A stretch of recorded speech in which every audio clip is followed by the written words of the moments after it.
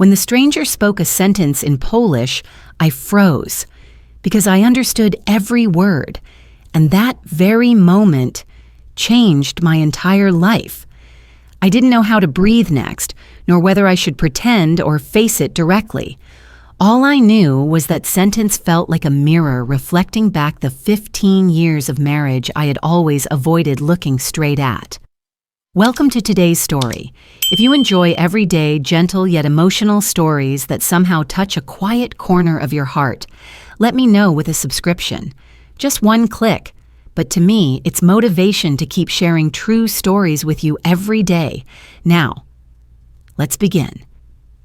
Evenings in Riverstone always carried a unique sense of quiet. The sound of wind slipping through the pine trees in front of the house, and far away, the occasional hum of a car on the road leading up to the northern hill. But inside the small two-story home of Lena and her husband, that quiet sometimes felt like a vague emptiness, wide enough to make a person feel slightly cold. Lena, 41, sat at the corner of the dining table, her fingers lightly touching a blue-covered notebook in front of her. It was nothing special, just a $4 notebook from the stationery shop down the street. But to Lena, it was its own little world, something that belonged solely to her. She opened it and flipped a few pages filled with neat handwriting, Polish vocabulary she had been learning for the past 8 months. It was what she did every night when Evan was busy watching football or having late meetings with his business team. And it was also the only thing she had never shared with her husband in many years. Not because she wanted to hide it, but because she was afraid. Afraid of Evan's faint, dismissive laugh, afraid of that don't get delusional look he often gave her. Lena's nature, gentle to the point of disappearing, Lena had always been kind, soft, and introverted. Her whole life, she'd been used to stepping back, giving in, and avoiding making anyone uncomfortable. In her family, she was the one who listened more than she spoke, did more than she received, sacrificed more than she asked for. Evan once loved that softness, but over the years, without either of them noticing, that very softness turned into something taken for granted. Evan, a good man distorted by pressure. Evan Carter, 45, a project manager at a construction company, was slowly becoming someone he no longer recognized. He wasn't a bad person, just someone bent out of shape by pressure. The company was downsizing. His father's heart condition had worsened, and medical bills were stacking higher. Work targets kept rising. Evan felt he had to toughen up, prove he could carry the whole world. And because he wanted to control the stress, he began controlling Lena as well. Whenever Lena wanted to try something new, he poured cold water on it. "You're learning piano for what? You don't have time." "A pottery class is a waste of money." "That kind of hobby doesn't help the family at all." Each comment sounded reasonable, but together they suffocated her. She once hoped Evan would support her, just once, but that moment never came. Lena and her private world. At first, she learned Polish simply because she'd seen a travel video and liked the sound of the language. But after the first month, she felt something strange. Her mind felt clearer, her heart lighter, and she felt like someone else, a version of Lena who had never been allowed to appear. She hid the pages of her blue notebook under a stack of napkins in the kitchen drawer. Whenever Evan laughed loudly at the TV, Lena quietly slipped on her earbuds and practiced pronunciation through an app. The words Dzień dobry, dziękuję, and Proszę were spoken so softly that even someone standing outside the door wouldn't hear them. It was her first taste of freedom in years. Married life, peaceful but full of cracks. But the peace wasn't stability. It was a distance. Evan spoke less to her. Dinners often ended in silence. He talked more with colleagues than with his wife. He grew irritable and stressed about work, but chose silence instead of sharing. And Lena, as always, told herself things would eventually get better. Except, year after year, it'll be fine, never arrived. A call from her mother, gentle yet piercing. One evening, as Lena wrote down a few new Polish words in her notebook, her phone buzzed. Her mother, Marcia, was calling. Her voice was slow, soft, a bit shaky. "Sweetheart, I know you're busy, but everything's still fine between you and Evan, right?"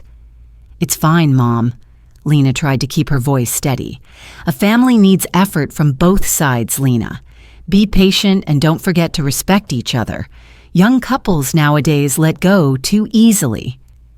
Lena bit her lip, glancing toward the living room where Evan was watching TV, unaware she was struggling to breathe. She answered quietly, barely a whisper. "I understand, Mom." After hanging up, Lena sat still. She knew her mother was right. But if patience keeps stretching endlessly, is it still preserving the family or slowly erasing oneself? Her hand rested on the blue notebook, the only thing in this house that belonged solely to her. One Saturday morning in early March, while Lena was washing dishes, Evan walked into the kitchen with a cup of coffee, sounding more upbeat than he had in a long time. "Lena, I think we should move," he said, eyes still glued to his phone. "The real estate market in Riverstone is going up. Buying a bigger place now would be a good investment." The sentence made Lena pause, not because she was surprised, but because it had been a long time since Evan said, "we." She turned around, wiping her hands on a kitchen towel. "You want to move? Now?" "Yeah." Evan sipped his coffee. "This house is too far from downtown, and if we buy a bigger unit, the value will rise. It's good for both of us." That last line made Lena's heart lift just a little. Both of us. He hadn't said that in a long time. For a brief moment, Lena felt a spark of hope. Maybe this could bring them closer, a shared project, something they had lost years ago, perhaps while touring homes together, choosing flooring, wall colors, bathrooms, and kitchens. They could reconnect like they did in the early years of their marriage. "I agree," Lena said, trying to sound neutral even though her heart felt light. "Good. I saved a few listings for us to see this weekend." Evan spoke as if everything had already been planned, but Lena didn't mind. She was busy tending to the tiny seed of hope sprouting inside her. Home viewings weren't what Lena imagined. That afternoon, they began their search for an apartment. Evan chose everything. Lena simply followed. In the first place, Evan criticized, "West-facing windows, summer will be scorching, not worth it." The second, "This building's from 2003, old, electrical systems outdated." The third, "At this price, they give one sink in the bathroom? What were they thinking?" Lena tried to comment, but Evan always cut her off. "You don't understand, I checked everything." She only nodded and walked behind him. The small hope from the morning began to wobble, a small but painful moment. In the fourth apartment, as they viewed the main bedroom, Evan's phone buzzed. The screen lit up with the word Dad. Lena saw it clearly. She also saw the slight frown before Evan immediately declined the call. "You're not picking up?" Lena asked softly. "Later.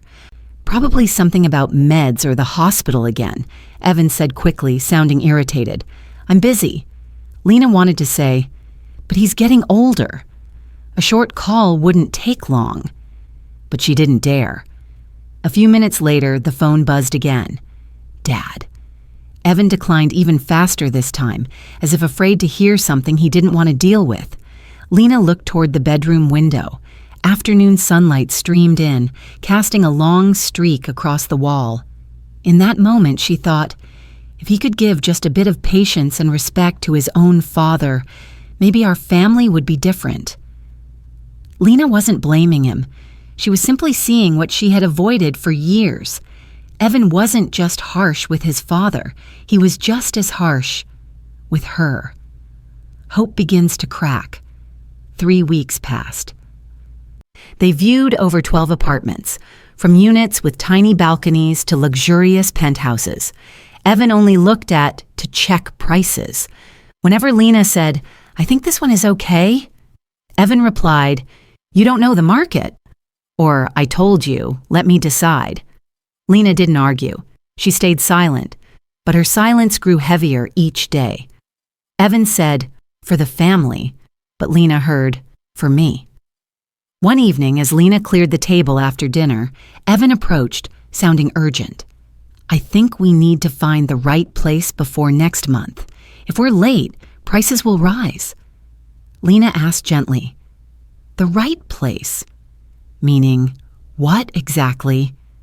Evan answered immediately, as if the script was rehearsed, meaning it meets my criteria. That unintentional sentence made Lena pause. The last fragile bit of hope inside her cracked further. But she still didn't give up. She still believed that if they tried together, they could recover something they once lost. She didn't know that the subsequent apartment viewing would change the course of her life entirely.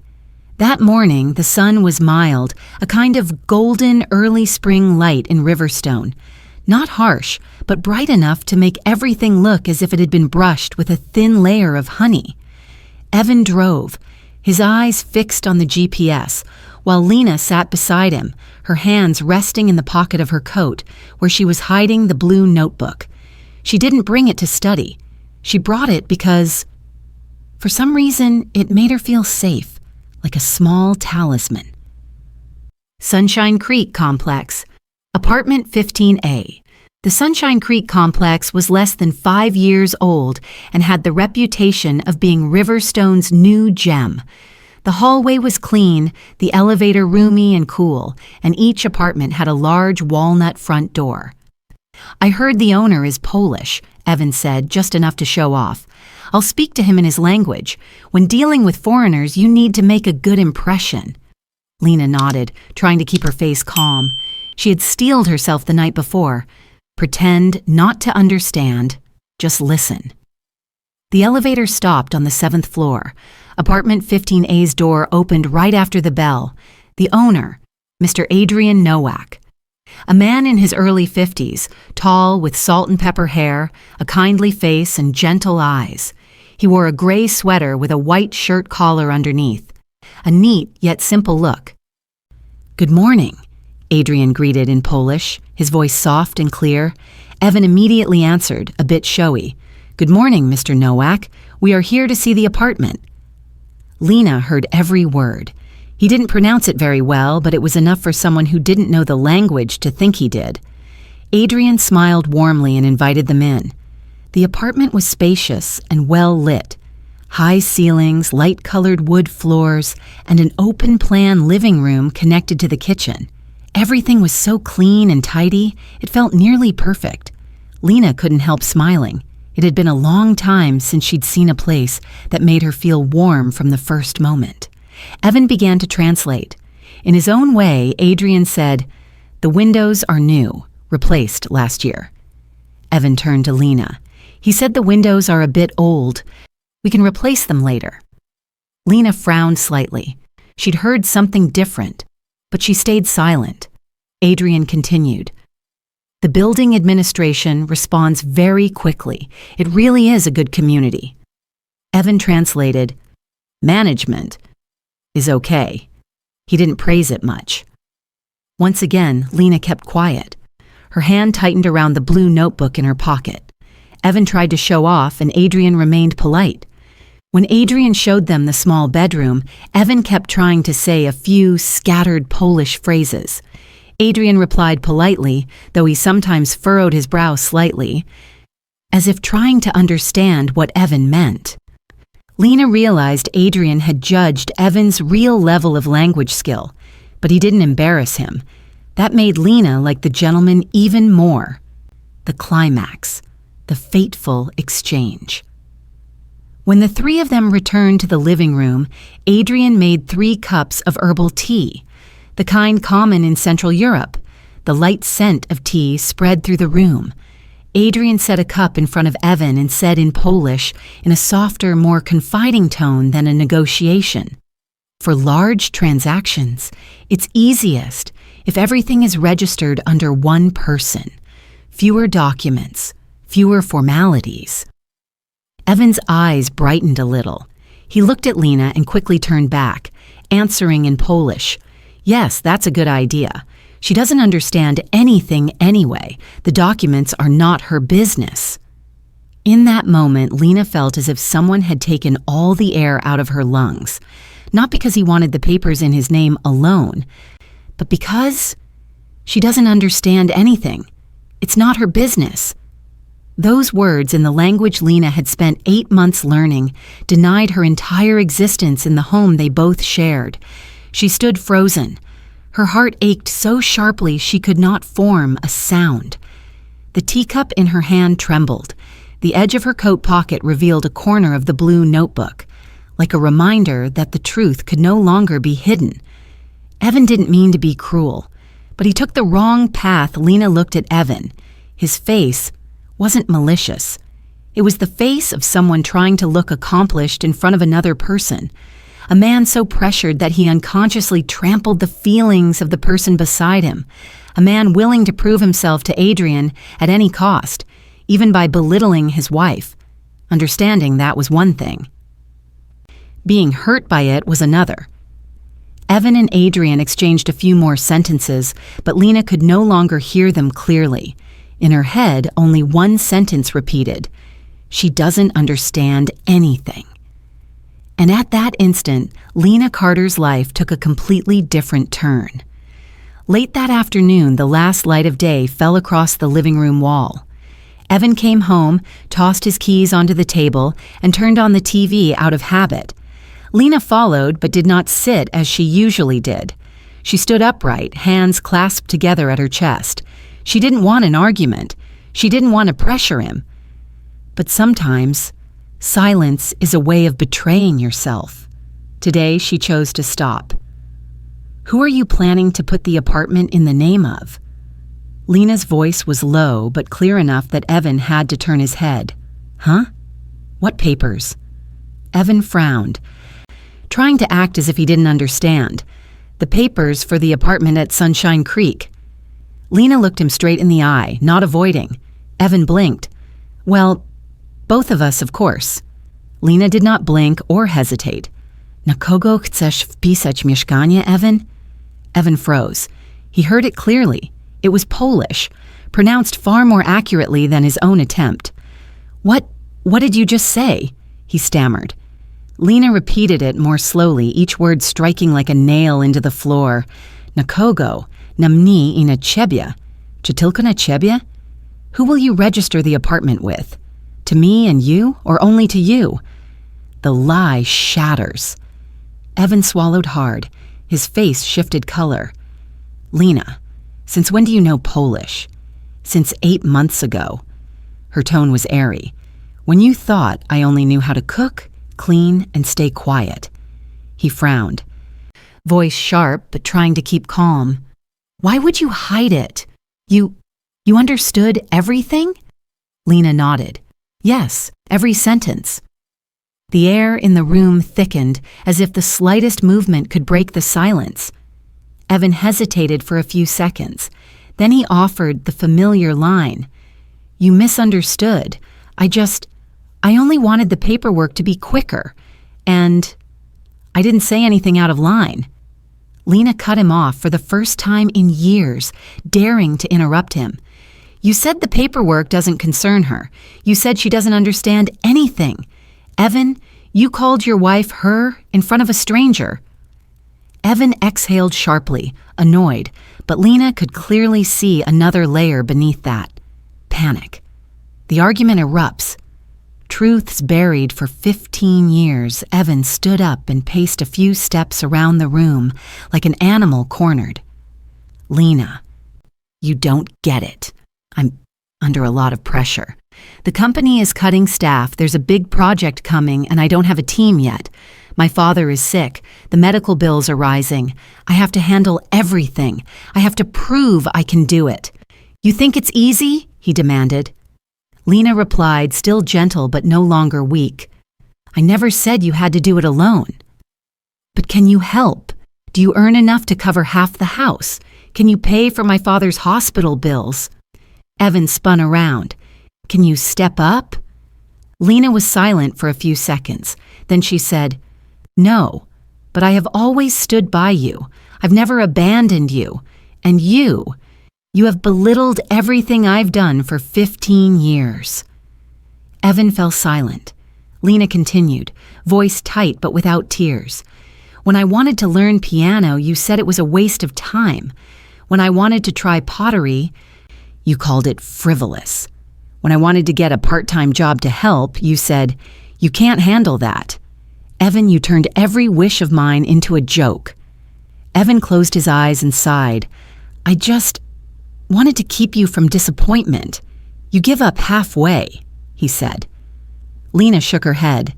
Not because I give up, because you extinguish every spark from the moment it's lit. She remembered her mother's phone call the other night, the gentle but piercing words, Lena, living kindly is good, but kindness doesn't mean letting people walk all over you. Being forgiving doesn't mean sacrificing yourself forever. Lena took a deep breath and said, Mom told me to keep the family together.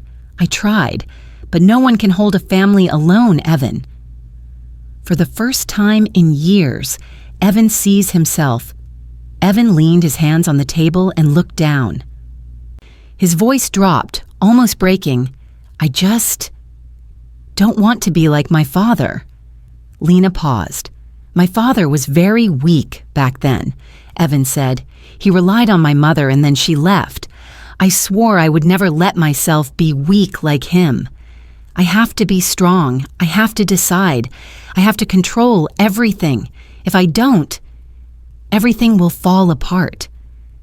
Lena looked at him for a long time. For the first time, she saw an Evan who was so vulnerable. A man afraid of failure, afraid of being abandoned, afraid of not being enough. But that fear had hurt her too much. Evan, Lena said softly, I never wanted you to be strong that way. I only wanted you to respect me. The moment shatters, Evan couldn't take it anymore.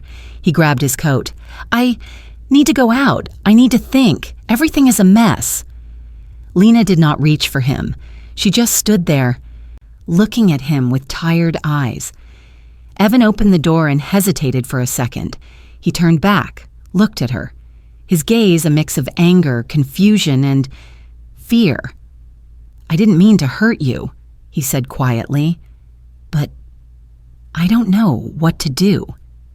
Then he walked out and closed the door, not slamming it, but enough to make the house feel emptier than before. In the living room, Lena stood like a statue. The TV still played, the lights were still on, but everything felt unfamiliar. She reached into her pocket and took out the blue notebook. Her fingers trembled as they touched the soft cover. It was the only thing in her life that wasn't shaking at the moment, and in that very moment, she knew her life would never be the same again. That night, Lena barely slept. The house, already quiet, felt even lonelier. Evan didn't come home, no messages, no further explanation. Only the clock's hands ticked, tick-tock, counting each heavy breath in her chest. By morning, when the first light slid through the window crack, Lena knew she had to do what she hadn't dared to do last night, call Adrian Nowak. She brewed a cup of peppermint tea, her hand trembling slightly as she dialed. The phone rang, once, twice, 3 times. Then someone picked up. Hello? Adrian speaking. Lena took a deep breath and spoke in Polish, her voice slow but steady. Panie Nowak, tu mówi Lina Carter. Oglądaliśmy wczoraj pańskie mieszkanie. Chciałam wyjaśnić pewną sprawę. Mr. Nowak, this is Lina Carter speaking. We viewed your apartment yesterday. I wanted to clarify something. There was a few seconds of silence on the other end, the quiet of surprise. Lina, pani mówi po polsku? Lina, you speak Polish? Tak, i wszystko wczoraj zrozumiałam. Yes, and I understood everything yesterday. Another longer pause, then Adrian's voice softened, warm and deep. Przykro mi, bardzo mi przykro, że musiała pani to usłyszeć. I'm sorry. I'm very sorry you had to hear that. Those words, sincere like an embrace, brought a sting to Lena's eyes. Adrian opens up, a pain he'd seen in his own family. "Lena," Adrian continued, "there's something I think I should tell you. My daughter went through something very similar." Lena listened in silence. Her husband also looked down on her, also made decisions for her, also took away her voice in her own home. He sighed, the sigh of a father who once watched his daughter suffer helplessly. It took me many years to understand that. Sometimes the best thing a woman can do is stand up for herself. "Lena, you deserve explanations, to be part of your own life, to be respected." Adrian's tone wasn't that of a seller. It was the voice of an older man, sincere, kind, worldly. Kindness sometimes is simply helping someone see the path they deserve. Lena choked up. "I don't know what to do next. Everything happened so fast." Adrian's voice was gentle. "Lena, kindness can be very simple. It's not about saving someone or making decisions for them. It's about helping them see the path they deserve." The quiet sentence landed in Lena's heart, like a missing piece she hadn't known she lacked for years. Adrian offers help, not for gain, only goodwill. "If you need me to wait, I can wait," Adrian said. "If you need a price reduction to make a fresh start easier, I can do that. If you need a reliable lawyer to understand your rights, I have someone I can recommend." Lena was silent, not from hesitation, but from being moved. No one in recent years had ever spoken to her with such respect. Evan cared for her by controlling her. Her mother cared for her with traditional patience. But Adrian, almost a stranger, spoke to her with simple respect and goodwill. "Why do you want to help me so much?" she asked quietly. Adrian smiled. Lena could hear the smile in his voice. "Because someone once helped my daughter when she thought there was no way out, and because I believe kindness is the one thing that, when given away, is never lost." Lena closed her eyes. A warm tide flowed through her chest, gentle, but enough to soothe the wounds of the long night. A new decision begins to form. "Thank you, Adrian," Lena said in a firmer voice. "I need a few days to think everything over, but thank you for making me feel I'm not alone." "You are not alone, Lena. No one is truly alone when they know how to stand up." The call ended. Lena set the phone down and looked out the window. Riverstone brightened under the morning sun. The pine in front of the house swayed lightly in the breeze. The early spring chill breathed against the glass. For the first time in a long while, Lena felt something small, but very real. Faith, not in Evan, not in the marriage, but in herself. In the days after the conversation with Adrian, Lena's life shifted into a strange new rhythm. Slower, but deeper, full of tasks she hadn't imagined facing alone. Evan still hadn't come home. He sent exactly one message: "I need more time." No apology, no explanation, but also no attack. A silence, both painful and liberating. Lena sought out attorney Miriam Howard, the lawyer Adrian had recommended. Her office was on the third floor of an old red brick building downtown. The glass door lettered Howard and Associates, family law. When Lena walked in, her hands were ice cold, her mind in turmoil. Divorce was not something she'd ever pictured for herself. Miss Howard, a woman in her 40s with softly curled hair and a face that was sharp but warm, invited Lena to sit and poured tea. "Miss Lena, I've heard a brief outline from Mr. Nowak," she said calmly. "We will go step by step. No rush, no fear. You are not alone." Those words, "You are not alone," made Lena want to cry. Divorce procedures, property division, and house appraisal. Miss Howard opened a file and explained, "First we file for divorce. Then we request the court to appraise the current marital home. An independent appraiser will come to photograph and measure the property. The value will be divided in half unless there is a prenuptial agreement." Lena nodded, but inside she trembled. Clear, orderly. Yet each step felt like opening onto a new cliff. A week later, following Adrian's advice, Lena visited West River Credit Union to explore a mortgage option. The automatic doors opened. A faint lemon-scented air freshener drifted out. Lena's palms were damp and cold. She had never been to a bank alone to do anything this big. Finance, paperwork, numbers, things Evan always handled. She stood in front of the service desk with her heart pounding. A young staffer with a name tag reading Sasha stepped forward with a kind smile. "How can I help you today?" Lena's voice was nearly trembling. "I want to ask about taking out a mortgage, but I've never done this, and I don't know where to start." Sasha smiled. "That's okay. Everyone has a first time. Sit down. I'll guide you step by step." No judgment, no impatience, just a kind smile. The bank required 6 months of recent pay stubs, an employment verification letter, income statements, credit score, proof of assets and savings, a loan estimate and repayment schedule. Lena wrote everything down, her hand shaking but her eyes growing brighter. Sasha added softly, "If it feels overwhelming, come back. I'll help you with each item." A small sentence, but it made Lena feel capable.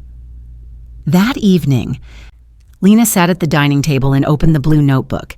Each page of Polish she'd written was another step past her own fear. She wrote one more sentence. "Mam odwaga." I have courage. 3 days later, Evan came home, noticeably thinner, his eyes dark from apparent lack of sleep. He stood in the doorway, not stepping in, looking at Lena as if he didn't recognize the woman before him. "Lena, I've been thinking a lot." His voice was low, exhausted. Lena waited in silence. "You were right to hide it from me, but I didn't mean to hurt you. I only wanted to do what I thought was my responsibility, but I behaved wrongly." Lena saw the honesty, but she also saw his fear, the fear of failure that had driven him for years. "I want a divorce," Lena said softly. Evan closed his eyes. 1 second, 2 seconds, as if the breath had been taken from him. "I know," he said, voice breaking, "and I won't make this hard for you." She hadn't expected those words to hurt so much. "I will sign the papers," Evan continued. "At home, you take your share. I'll keep mine. I don't want to argue anymore. I don't want to hold you back out of fear." For the first time, Lena saw in him not patriarchy, not control, but a man hollowed by realizing he had lost the one person who had stood by him for years. Evan turned away, but before he went into the study to pack, he added, "Lena, whatever happens, I hope you find happiness." Then he closed the door. Not angry, not selfish, just a man trying to move through pain in the most grown-up way he could. In the days that followed, things moved like the gears of a new life. The appraiser came and sent the report by email. Ms. Howard helped prepare the divorce paperwork. Adrian sent messages checking on the progress. Sasha at the bank helped Lena fill in missing documents. Each person added a small stone, like placing pebbles on a collapsing bridge beneath her feet. And little by little, the bridge became steady. Small acts of kindness, yet they changed the direction of Lena's life. One evening, after finishing the loan paperwork, Lena stood in front of the bathroom mirror. The glass reflected a woman with slightly swollen eyes and hair tied back, but her gaze was utterly different. Not the resigned Lena of 15 years ago, but Lena is standing on her own 2 feet. She opened the blue notebook and wrote another sentence. Potrafia. I am capable. Spring in Riverstone began with cool breezes carrying the scent of damp grass and the cheery chirp of sparrows on the rooftops. And it was in those early spring days that Lena Carter's life turned to a new chapter, quiet but full of hope. After a string of interviews, Lena finally received an email from Bridge West Logistics, an international shipping company with a branch in Portland and a small office in Riverstone. When she opened the email, she read each word slowly, as if afraid she might be imagining it. "We are delighted to offer you the position." Lena sat still for a few seconds. She wasn't used to being valued, not used to the feeling of being chosen, but this time, everything was because of her. Ms. Howard congratulated her. Adrian was so happy he texted, "Bravo, Lena. Bravo, Lena." Sasha at the bank even sent a fireworks sticker. No one used the word lucky. They used the word deserving. And that made Lena feel a catch in her throat. On her first day at Bridge West, Lena brought a folder, a box of pens, and the blue notebook. She didn't bring it to hide anymore, not to keep it a secret, but to remind herself how far she'd come. She placed it right on her desk, beside the company laptop, under the warm glow of the desk lamp, a symbol of ownership, no longer a thing to conceal. After 3 days of training, Lena was invited to an online meeting with a European partner. The lead coordinator babbled, "Lena, this project concerns a shipping line from Gdansk. The Polish side will join in 15 minutes. Please support interpretation." Lena froze. What? "I'll support," she said. "Yeah, I heard you know Polish, right?" In that moment, she felt a warm current run through her, a trust she had never received from anyone except her mother. I do," Lena replied, small but confident. The meeting began. The Polish side appeared. 2 young managers, a logistics engineer, and a man named Mateusz, who spoke with great speed. If Lena a year ago had been in that room, she would have panicked. But Lena today? She smiled, adjusted her headset, and spoke in clear Polish. "Dzień dobry, jestem Lena. Będę dziś was wspierać." "Good morning, I'm Lena. I'll be supporting you today." The Polish team was surprised. One of them laughed happily. "Oh, mówi pani świetnie. Oh, you speak excellently." Her American colleagues looked at her impressed. When Lena interpreted the partner's entire presentation into clear, easy-to-follow English, the team leader even gave her a thumbs up. "Good job, Lena." Each small compliment gathered the broken pieces inside her and joined them into something new, strong and bright. Thanks to the new job and the asset split from Evan, Lena qualified to purchase the Sunshine Creek apartment. On the contract signing day, Adrian came in person. When she put her signature down, her hand was still a little shaky, but her eyes were steady. Adrian lightly placed his hand on her shoulder. "To pani dom. Odzish naprawdę pani. This is your home. From today, it truly belongs to you." Lena almost cried, not because the apartment was beautiful, though it was, not because the journey was easy, it wasn't, but because, for the first time in her life, she had created a place that belonged to her, not because of Evan, not because of family, not because of anyone else, only Lena. On the first night in her new apartment, Lena brought a few boxes and a vase of wild roses her mother had sent. She opened the last box, the one that held the blue notebook, no longer hidden under tablecloths, no longer tucked away in a locked drawer, no longer trembling every time she opened it. Lena placed it on the new desk, under the warm lamp, beside the laptop, next to a small framed photo of her and her mother from a seaside trip years ago. She smoothed the cover with her fingers, feeling the tiny scratches and marks that proved she had silently learned every word in the dark nights. And now that notebook was no longer a place to hide. It was where she started. Lena opened the first blank page of the new chapter, picked up a pen, and wrote, "To mój dom, moje życie, mój wybór. This is my home, my life, my choice." Night wind slipped through the window, bringing the familiar scent of Riverstone's pines. The town was the same, but Lena was utterly different. May arrived in Riverstone with warm breezes carrying the smell of pine resin and flowers from the little gardens along the streets. And in that May, Lena reached an important milestone on her path to independence, a professional development course for international finance staff. The course met every Wednesday evening at the Bridge West Training Center, where people who wanted to advance in their careers, not by force but through growth, gathered. Lena chose a seat by the window. The soft yellow lamplight fell on the wooden table, creating an oddly cozy study space. She opened her laptop and placed the blue notebook beside it as a new habit.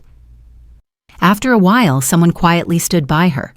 "Excuse me, is this seat taken?" She looked up and met the warm brown eyes of Daniel Reyes, 45. He was tall, slightly thin, with a weathered but gentle face. His gaze was unhurried, not prying, simply polite. "No, it's free," Lena smiled. "Please sit." Daniel nodded with thanks and sat down. Not too close, not too far, just enough to respect her personal space.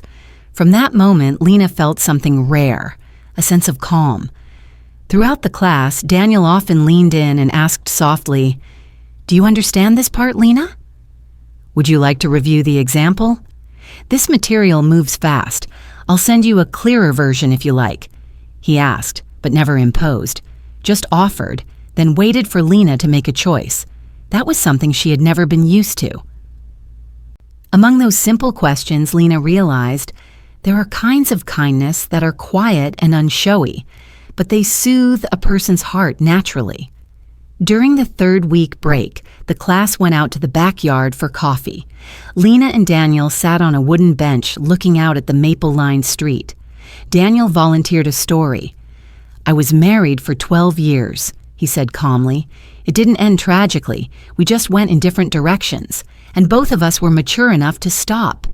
No bitterness, no blame, no dredging up pain for sympathy, just a life story told in a gentle voice."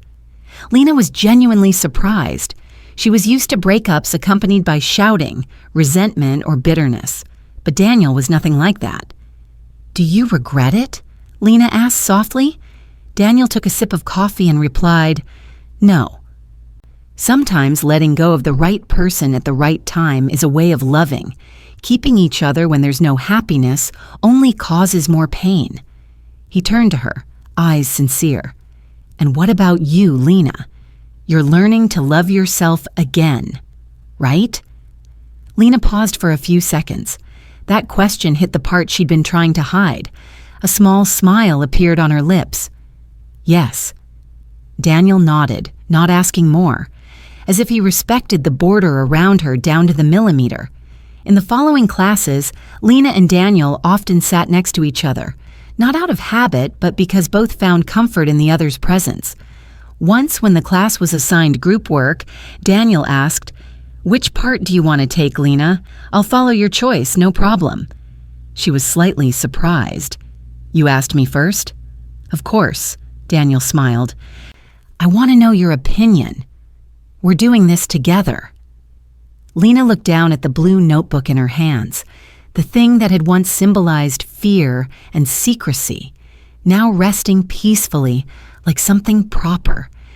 In that moment, Lena realized what moved her wasn't Daniel's attention, but his respect. He didn't try to fix her. He didn't try to teach her. He didn't see her as weak. He didn't make her invisible. He was simply there, present, gentle, and fair. One evening after class, they walked to the parking lot. The air was cool. The breeze carried the scent of early cherry blossoms from the nearby park. Daniel suddenly said, "Lena, I'm not in a hurry, really. I know you've been through a lot." Lena looked at him, waiting for the rest. Daniel smiled, a little shy.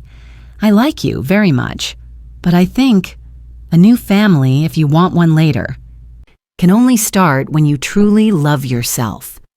Then he clarified, "And I'm willing to wait until you're ready." Lena felt her throat tighten, but not from the old pain, from being treated with something she'd never had before, patience, understanding, and generosity that asks for nothing. She didn't answer hastily. She simply smiled, softly and sincerely. "Thank you, Daniel. I am learning." Daniel nodded. "That's the most important thing." That night, back at the Sunshine Creek apartment, Lena opened the blue notebook. She wrote one more line. "Zasługuję na spokój. I deserve peace." And for the first time, Lena believed it. On a weekend afternoon, Lena stood beside the large glass window of her Sunshine Creek apartment. Below, the street stretched between 2 rows of maple trees, blazing under the sunset. The last rays of the day lay across the wooden floor like a sheet of gold.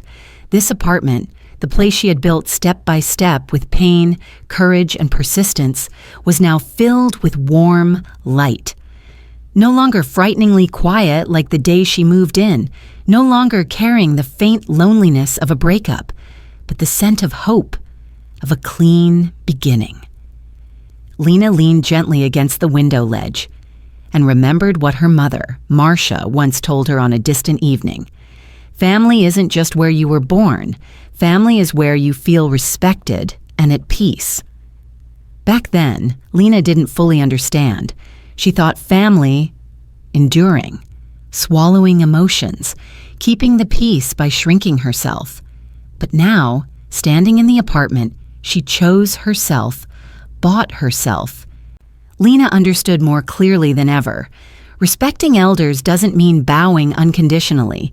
It means learning from their mistakes. So you don't repeat what caused them pain. She saw it in Evan, the way he argued with his father, then mirrored that same attitude toward his wife. A cycle. One Lena stepped out of in time. Kindness. It isn't always a grand gesture. Sometimes it's simply Adrian's gentle words, Sasha's check-in message, Miss Howard's patience, or Daniel's respectful gaze. Those small things, placed side by side, formed a bridge that carried her to a new shore. Forgiveness. It is not abandoning yourself. It's knowing when to end something that is no longer healthy. No blame, no resentment, no holding on to what hurt you. She forgave Evan, not to return, but so she could move forward without carrying the weight on her shoulders. 1 year has passed. Lena has changed. The new apartment gradually filled with little lovely things. Dried flower frames she pressed herself, a bookshelf she assembled on her own, a set of teacups Daniel gave her on their gentle first date. Life wasn't loud, wasn't flashy, but beautiful in a deep, steady way.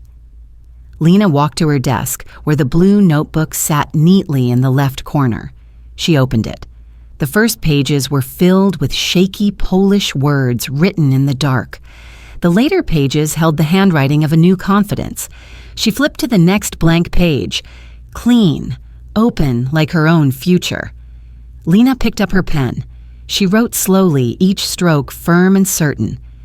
Nie naprawiamy przeszłości. Piszemy przyszłość. We do not repair the past. We only write the future. She smiled. A smile not meant to hide sadness, but the smile of a woman who has finally found herself.